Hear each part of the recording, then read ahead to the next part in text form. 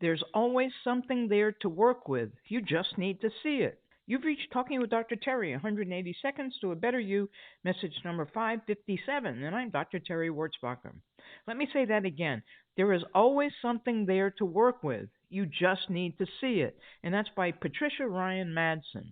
How many times have you looked at something and scratched your head saying, I just don't know. I wish I could figure this out. And the longer you stare at it, the more frustrated you get. I think that deep down inside, you know there's an answer, but for some reason you can't see it. Getting frustrated will not help you find that answer. That'll shut off your the cerebral cortex, which is your thinking, your executive function mode. Getting frustrated just releases more of those stress chemicals. So you need to take a break and reset your brain. Try some deep breathing, meditate, go for a walk. Just do something that will both relax you and take your mind off the issue at hand. That's why was I don't Thomas Edison, I think it was, who took naps a lot, and that helped refresh him. It got his brain the break it needed. When you're feeling relaxed again, go back to the project. But sit or stand someplace else. That gets you in a different perspective, and that's vital to figuring out the answer.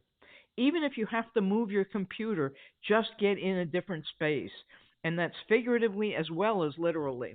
Then take a minute to thank the situation. And yes, I know that's probably an inanimate object to you, but thank it anyway. It's hard to thank a concept, but thank the situation that you've been put in.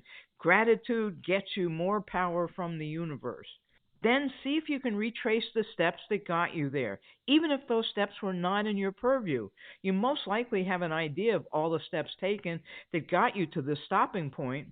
Now see if you can visualize what it is you want everything to look like once this little bump is taken care of.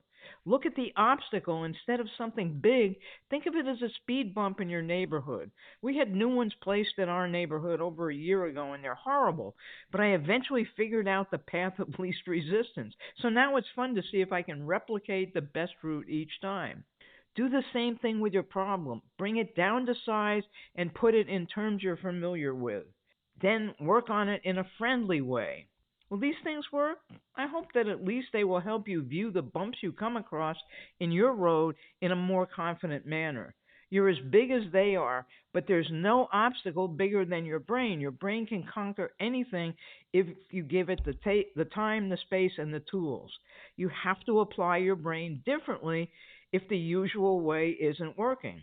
Have a diamond day.